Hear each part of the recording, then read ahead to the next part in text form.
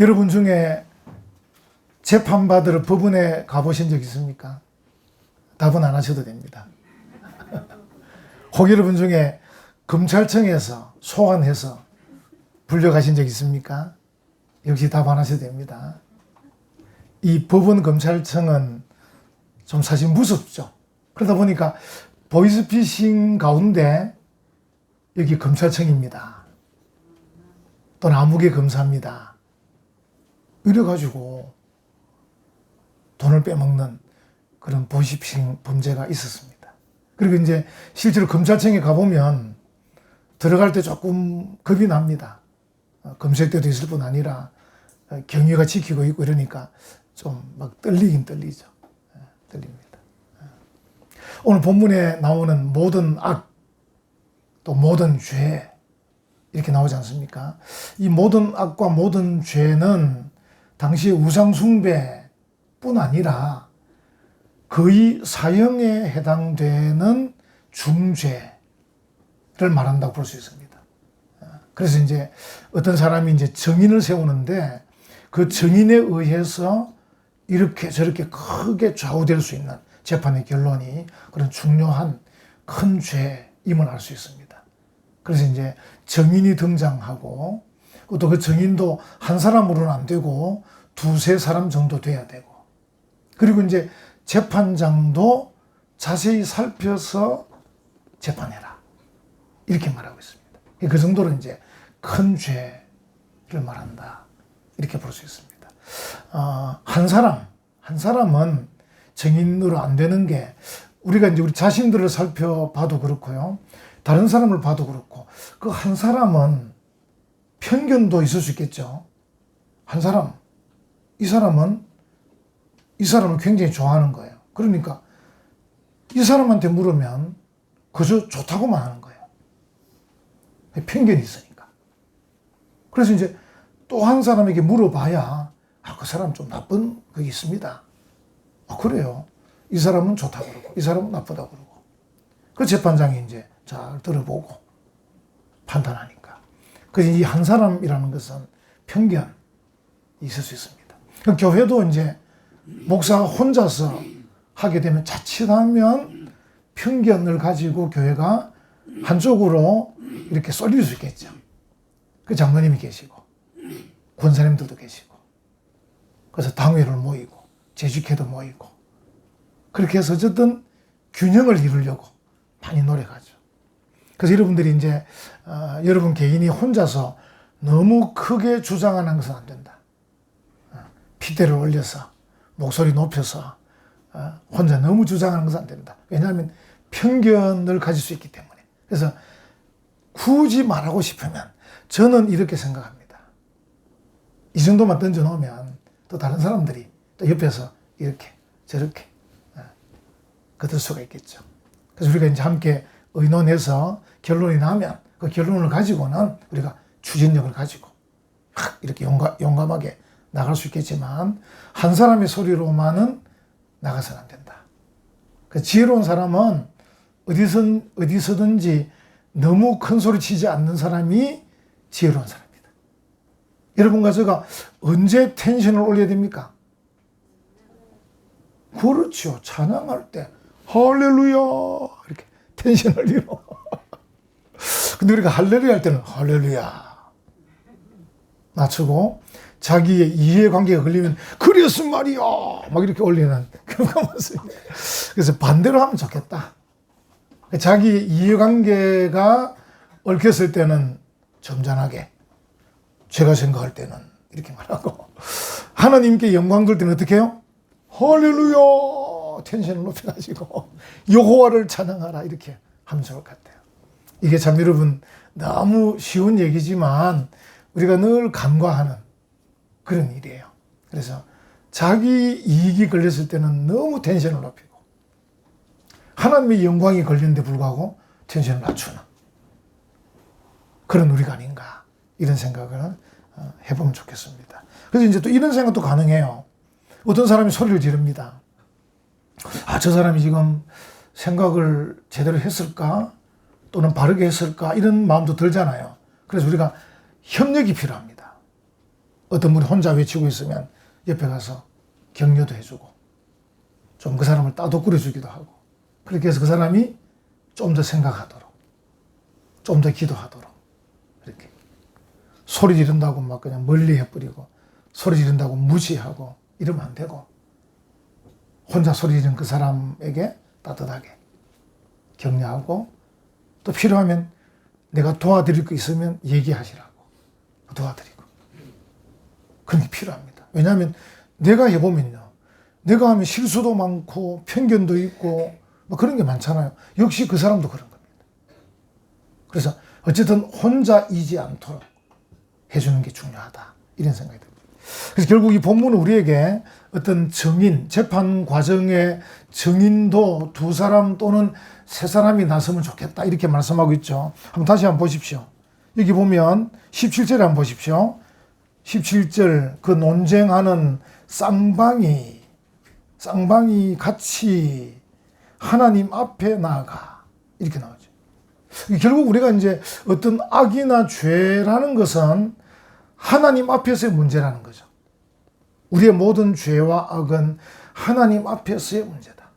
하나님 앞에서. 그래서 이제 쌍방이 하나님 앞에 나아가 그 당시에 제사장과 재판장 앞에 그 당시에 제사장과 재판장은 하나님을 대신하는 사람들이에요. 그래서 그 당시에 제사장과 재판장 앞에 나간다는 말은 하나님 앞에 나간다. 이런 뜻과 같은 뜻입니다. 그래서 우리가 모든 죄와 모든 악은 하나님 앞에 나가는 것이다. 이런 본문을 보면 우리가 나중에 미래에 우리의 모든 죄와 악에 대해서 하나님 앞에 심판받을 것도 생각해 하는 그런 것입니다. 여러분과 제가 우리가 죽어서든지 예수님이 다시 오시든지 해서 하나님 앞에 섰을 때 우리의 모든 행위에 대해서 우리가 심판받을 건데 그것도 한번 생각해 하는. 그러니까 우리가 하나님, 여러분 하나님에 대한 생각이 좀 필요해요. 근데 여러분과 저는 하나님 당장 안 보이시고 좀 미래가 멀어 보이니까 아까 말씀드린 대로 이 인간관계와 상황에 너무 핏대를 올리는 거예요. 우리가 승부를 벌여야 될 분은 하나님이거든요. 하나님, 저 괜찮습니까? 하나님, 이래도 되겠습니까? 이게 더 중요한 거예요. 그래서 이 사람들과의 관계, 상황의 이 문제는 조금씩 서로 미숙하고 이렇기 때문에 사실 우리가 서로 이해하면 되는 거예요. 이해하고 용서하고 다시 바로잡고 이러면 됩니다. 바로잡으면 되잖아요. 또 사과하면 되잖아요. 전에 말씀드린 대로 어떤 사람을 만났을 때 이 사람이 내게 뭘 잘못했나 이런 생각이 안 나는 게 좀 은혜입니다. 은혜. 안 나는 게. 이 사람이 전에 나한테 잘못한 게 있는데 그 날짜가 몇 년도 몇 월 며칠이고 이런 기억은 안 하는 게 좋습니다. 그런 공간은 비워버리고 그 공간에다가 성경 말씀도 집어넣고 영어 단어도 집어넣고 그렇게 해야 됩니다. 항상 우리 마음에 그래 나는 하나님 앞에 서는 사람이다. 이런 생각을 하시면 좋겠어요. 그래서 미래도 그렇고 현재에도 나는 늘 하나님과 승부를 벌여야 된다. 하나님께서 보실 때 어떠할지 이런 생각을 늘 하면 좋겠어요. 하나님 보실 때 어떠할지. 저는 한 번씩 이제 어떤 경우에 어떤 사람이 제게 좀 소홀하게 하고 또 저를 무시하고 이럴 수도 있거든요. 제가 이제 생각합니다. 저 사람이 내게는 소홀하고 내게는 무시해도 하나님 보실 때는 좋을 줄 모르니까 내가 좀 더 기다려야 되겠다. 섣불리 이 사람 왜 당신 나한테 그렇게 합니까? 왜 나를 무시합니까? 이걸 빨리 말 안 하는 게 좋겠다. 좀 더 기다려보는 거죠. 저 사람이 나를 무시하고 나에게 함부로 하고 이렇게 하지만 그래도 혹 저 사람이 하나님 앞에 장점이 있는지 좋은 점이 있는지 또는 내가 보지 못하는 부분에서 뭔가 귀한 거 있는지 모르니까 좀 더 기다려보자. 이렇게 하는 거죠. 자꾸 노력하는 겁니다. 대한민국에 성질 급하지 않은 분 아무도 없는 줄 알고 계시죠? 다 한성깔이 있습니다. 전부 다. 전부 다 좀 우리가 절제해서 그렇지 다 성질이 있습니다. 있는데 이제 우리가 좀 참고 기다리고 그래서 우리가 이제 사실은 말도 좀 천천히 하려고 노력해야 돼요. 제가 처음에 개척해서 창원에 개척해서 젊은 시절 30대 한 중후반 때 어떤 분이 우리에게 오셨어요. 오늘 제가 성경 본문 읽은 것처럼 그러니까 나보고 목사님 제발 좀 천천히 가시라고 나보고 너무 빨리 가신다고 그러는 거예요. 참 고쳐지기 어려운데 어쨌든 우리가 말도 천천히 하고 좀 생각도 신중히 하고 뭔가 하나님께서 어떻게 하실는지 저 사람은 하나님 앞에 어떠한지 이런 것들을 조금 우리 생각을 자꾸 하는 게 중요하다. 그래서 성도는 하나님 앞에 이 본문도 계속 그 쌍방 요즘 우리 뭐 검찰청 같으면 피해자와 피의자 또는 고발자와 피고발자 이런 관계인데 어느 쪽이든 이제 보통 보면 서로 다 억울해해요. 피해를 당한 사람도 억울해하고요. 피해를 준 사람도 억울해해요. 그것 가지고 뭐 고발하냐고 막 이런 사람도 있어요. 근데 또 피해 본 사람은 당신이 한번 당해봐라 얼마나 이게 고통스러운 건데 막 이렇게 합니다. 그래서 이제 진정시켜가지고 어쨌든 조금씩 양보해서 그러니까 이게 전부 다 자기 생각만 하는 거예요. 그러니까 피해를 당한 사람도 자기 생각만 하고 왜냐하면 자기가 피해를 볼 정도로 상대방을 좀 깔짝거린 것도 있거든요. 알고 보면 수사를 딱 해보면 그렇습니다. 가만히 있는데 때리진 않거든. 때리도록 뭔가 약을 올려서 부인들이 보통 남편들 약 잘 올리잖아요. 그리고 막 거기에 화가 나서 막 주먹을 하면 이제 검찰청에서는 때린 것만 이야기하거든. 검사들은 당신이 왜 때렸냐? 이게 진단서가 몇 조냐? 그것만 따지지. 그 때리도록 깔짝거린 거는 잘 몰라요. 이제 그런 걸 우리 같은 목사들이 얘기해 줍니다. 그 사람 보고 당신이 먼저 깔짝거렸잖아. 당신 같으면 가만히 있었겠나? 이러면서 이제 이래가지고 그 사람의 마음을 누구들이 가지고 그래 뭐 어느 정도 용서해 주고 뭐 그렇게 하라고. 그래서 이 본문이 우리에게 그걸 말해주는 거예요. 쌍방이 그 어느 한쪽만 고발자든 피고발자든 피해자든 피의자든 어느 한쪽만 100% 잘한 게 없기 때문에 쌍방이 다 하나님 앞에. 그래서 나는 과연 하나님 앞에 잘못한 건 없는지. 맞기는 내가 두들겨 맞았지만 혹 저 사람이 나를 때릴 수밖에 없었던 이유가 없었는지. 그래서 항상 우리는 하나님 앞에서 생각해야 된다. 이걸 이 본문이 우리에게 말해주는 거예요. 그래서 이제 하나님이 없으면 서로 싸울 수밖에 없어요. 막 싸워야 되고. 그래서 막 어쨌든 막 보복해야 되고 보상을 받아야 되고 결론을 내려야 되고 막 계속 싸워야 되는 겁니다. 우리가 하나님 앞에서 생각하면 조금 진정이 되는 거예요. 그래, 나도 잘못한 게 있다. 그래서 상대방에 대해서도 내 마음에는 차지 않아도 그래, 그 정도 당신이 용서를 빌면 내가 용서해 줄게. 이게 되는 거예요. 근데 자기를 보지 못하고 자기도 하나님 앞에 서지 않으면 용서가 안 되는 거예요. 용서가 안 돼. 그 성경은 우리에게 쌍방이 하나님 앞에 나가서 이렇게 해야 된다. 이게 이제 그렇게 말씀을 하고 있는 것입니다. 우리가 또 이런 생각도 할 수 있습니다. 하나님은 나를 주목하신다. 하나님이 나를 주목하고 계신다. 그럼 좀 생각이 달라지잖아요. 그래, 하나님 앞에 좀 주목을 받으면 더 냉정하게 좀 정확하게 파악해가지고 그래 또 자세히 살펴보니까 내가 잘못한 것도 있고 이러면서 이제 해결책이 잘 나올 수가 있는 것이죠. 이제 그걸 우리에게 말씀해 줍니다. 근데 여기 이제 우리가 하나 유심히 봐야 될 게 위정하는 것입니다. 위정.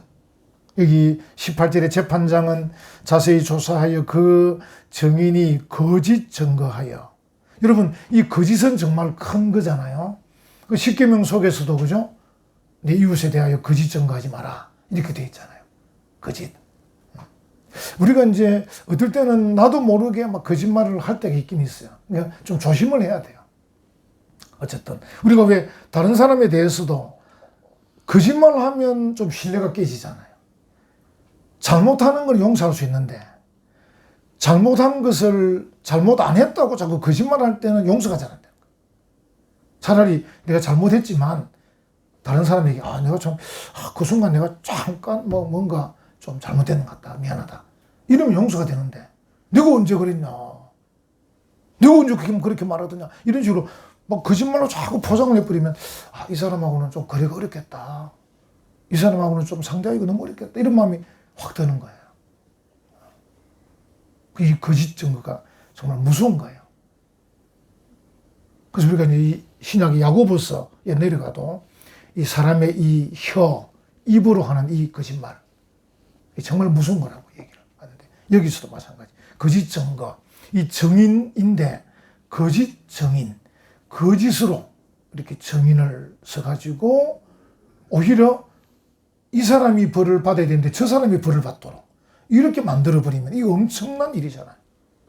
엄청난 일입니다. 그래서 그것에 대해서 여기 지금 굉장히 강조를 하고 있는 것이죠. 그래서 그런 거 보면 하나님은 정말 거짓말을 싫어하시는 것 같아요. 여러분 차라리 여러분 입을 다무십시오. 거짓말 하기 싫으면 입을 다무. 차라리 말하지 말고 좀 뒤에 말하더라도. 이 말을 자꾸 하다 보면 거짓말하기 쉬운 것이죠. 그 예를 들어서 이게 이제 사소한 작은 일에 거짓말 하다가 점점 커져가지고 오늘 이 본문처럼 사형에 해당되는 그런 중죄를 다루는 재판 과정에서 거짓 증인을 선다. 이건 어마어마하잖아요. 이 사형에 해당되는, 이 사람을 죽여야 되나 살려야 되나 그 중죄에 관한 거짓 증인이니까 이거는 엄청난 일이에요. 그냥 100만 원을 물어주느냐 마느냐 이런 일에 거짓말을 쓰면 100만 원밖에 피해가 없지만 사람이 죽느냐 사느냐의 문제인데 거짓 증인을 썼다. 이거는 엄청난 큰 죄입니다. 그래서 그걸 지금 말하는 거죠. 그래서 거짓 증인에 대해서는 판명이 되면 19절에 보니까 그가 그의 형제에게 행하려고 꾀한 그대로 그에게 행하여 똑같이 너희 중에서 악을 제하라 이렇게. 여러분 이게 이제 오해하면 안 되는 게 이게 이제 이걸 신약에 여러분 예수님 시대 때 예수님 주변에 얼쩡거렸던 서기관 바리새인들 사두개인들 그들이 예수님에 대해서 자꾸 이제 얼쩡거리면서 깔짝거렸던 내용이 바로 이런 내용입니다. 여러분 그 뒤에 보십시오. 21절 네 눈이 긍휼히 여기지 말라. 생명에는 생명으로 눈에는 눈으로 이에는 이로 손에는 손으로 발에는 발로이니라. 그죠? 이거는 그대로 복수해줘라 이렇게 느낄 수 있는 그런 본문이에요. 근데 그런 본문이 아닙니다. 그런 본문. 근데 이제 예수님 주변에 얼쩡거렸던 유대인들은 이 본문을 그렇게 이해했는데 아까 제가 설교할 때 말씀드렸죠. 하나님을 제쳐놓고 상황과 이해관계로만 생각하는 거예요. 그래서 내가 피해를 입은 만큼 너도 피해를 봐라. 그죠? 이거는 보복이잖아요, 보복. 우리 하나님이 그런 하나님이 아니시잖아요. 근데 그 당시에 우리가 이제 지난주도 살폈지만 지난주도 토지 등기 제도가 발달하지 않았고 또 지금도 마찬가지로 검찰청과 법원이 제대로 세워지지 않았고 이 치안과 보안 유지가 어려운 때 이 정말 어떻게 보면 참 이 암흑천지 시대에 하나님께서 지금 이 말씀을 주실 때 1차적으로는 네가 맞은 것보다 더 많이 때리지는 마라 이런 뜻입니다. 인간이 그렇기 때문에 어떤 사람은 자기가 맞은 것보다 더 많이 때릴 수도 있습니다. 그래서 제가 이제 검찰청 가보면요 꼭 손해본 것보다 더 달라 그럽니다. 거기 또 변호사가 개입합니다. 변호사 자녀 있으면 이해해 주세요. 그리고 액수가 커지는 거예요. 실제로 100만 원짜리 사건인데 변호사가 붙어야 되니까. 그리고 이 사람도 뭡니까? 100만 원부터 더 받고 싶은 거예요. 갖다 붙인 게 뭡니까? 정신적 보상을 해달라는 거예요. 물론 그럴 수도 있겠죠. 이해 못하는 건 아닌데 그러면서 이게 눈덩이처럼 불어납니다. 액수가. 그래서 좀 제발 안 그러면 안 되겠습니까? 제발 좀 이게 그겁니다. 야 너희가 꼭 복수하려고 그러거든. 맞은 만큼 해라. 맞은 것보다 넘어서지는 마라. 왜 그 말하냐면 하나님은 인간의 이해관계에서만 판단하는 게 아니고 하나님은 우리가 누구냐? 하나님의 언약 가운데 있는 형제자매야. 그래서 어떤 사건이든지 형제 사랑의 관점에서 봐야지 이해관계에서 보면 안 된다. 이렇게 말하는 거예요. 여러분 우리 성도들 가운데서도 얌체들이 많이 있거든요. 하나님을 믿으면서도 꼭 자기 이익만 챙긴 사람이 있어요. 그 사람은 꼭 다른 사람에게 맞은 것보다 더 때리는 겁니다. 그래서 사회가 불안한 겁니다. 그래서 사회가 어지러워지는 겁니다. 여러분 우리가 관점이 달라져야 돼요. 쌍방이 하나님 앞에 나오려 했는데 저 사람은 잘못한 걸로 생각하고 자기는 잘못하지 않은 걸 생각하고 그리고 이해관계에서 나만 이익을 봐야 되겠다 생각하는 거예요. 우리 자녀만 잘 돼야 되고 우리 가정만 돈을 벌어야 되고 내가 산 주식만 값이 올라야 되고 이렇게 생각 자꾸 하는 거예요. 좀 우리가 폭을 넓혀야 돼요. 우리는 누굽니까? 하나님의 자녀, 언약의 자녀, 로얄 패밀리. 우리가 보통 천민이 아닙니다. 우리가 귀족입니다. 주일학교 아이들 뭐라 그럽니까? 하나님 나라의 왕자, 공주. 우리가 로얄 패밀리. 좀 이 마음씨가 커야 됩니다. 마음씨가 커서 우리가 어떤 싸우든지 문제가 생겼을 때 단순하게 나와 너와의 문제로만 생각하지 말고 우리가 하나님 아래에서 형제 자매인데 어떻게 하면 좋겠냐. 서로 적절하게 조금씩 손해도 보고 조금씩 양보도 해가지고 은혜롭게 마무리하자. 이래야 되는 거거든요. 근데 사회가 자꾸 이제 부유해지기도 하고 막 똑똑해지기도 하고 성장도 했는데도 불구하고 계속 상황이 어떻게 됐으며 이해관계가 어떻게 됐으며 이것만 자꾸 따지니까 모든 게 눈덩이처럼 불어나는 것입니다. 그 결국 우리가 세금을 더 내야 되는 것입니다. 결국은 세금을 더 내야 돼. 그런 일에 소요되는 경비가 많아지니까. 이 본문은 그 당시에 그 못된 백성들 대부분 다 못됐지 않습니까? 대부분 다 사람들이 못됐고 다 고약하고 다 이기적이고 그렇기 때문에 최소한 맞은 만큼만 때려라. 그 이야기입니다. 그리고 이 일에 개입해가지고 위정을 해가지고 억울한 사람이 생기도록 하는 그 거짓 정인에 대해서는 절대 용서하지 마라. 이게 지금 하나님으로서는 최소한의 방책인 겁니다. 그래서 그냥 그대로 해서 하다못해 최소한 원래 이제 우리 신학적으로 동태복수법이라고 그러는데 똑같은 형태의 복수만 해라. 동태복수법인데 최소한 그 정도만 해야 되는데 이게 거짓 정인이 개입돼가지고 이게 피해자가 바뀌기도 하고 액수가 불어나기도 하니까 이런 거짓 정인들은 절대 그만두지 마라. 하나님께서 그 말입니다. 그래서 그 거짓 정인은 오히려 그 사람에게 모든 벌을 다 줘버려라. 그래서 20절에 그리하면 그 남은 자들이 듣고 두려워하여 다시는 그런 악을 너희 중에서 행하지 아니하리라. 이게 하나님 말. 여기서 우리가 이제 마태복음 한번 넘어가 보겠습니다. 여러분 좀 불편하시지만 마태복음 5장으로 한번 가보겠습니다.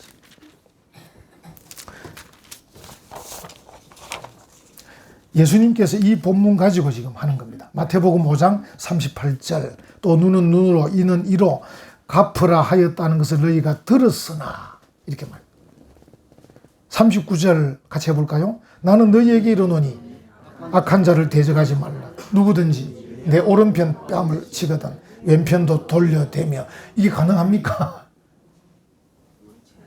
그러니까 상황과 인간관계, 이해관계로만 하는 사람에게는 절대 용납되지 않는데 예수님은 그 구약의 신명기에서 눈은 눈으로 이는 이로 하라고 했는데 사실 그게 원뜻은 이게 용서라는 뜻이다. 사랑하라는 뜻이다.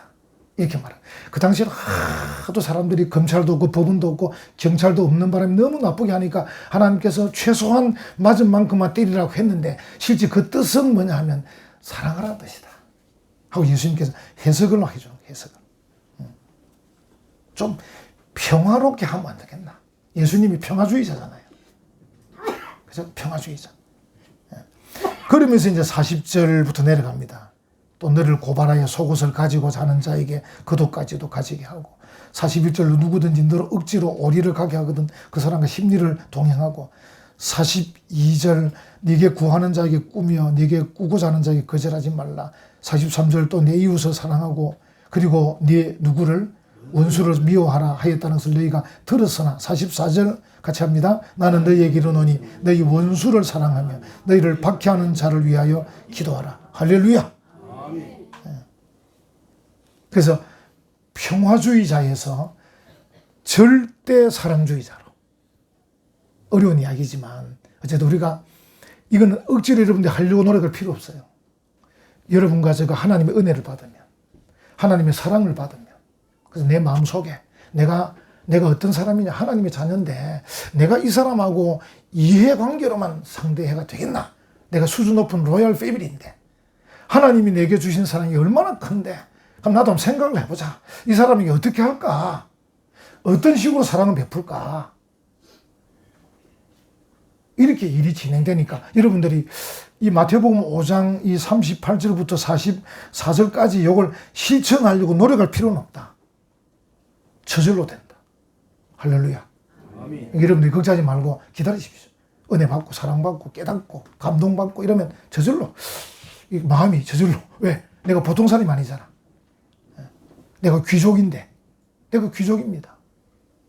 요즘 사람들은 돈 많으면 귀족인 줄 알지만 그건 아니고 돈 많다고 귀족하면 얼마나 천해 보입니까? 돈이 없어도 귀족이 있습니다. 그것은 하나님의 은혜와 사랑을 깨달은 사람들.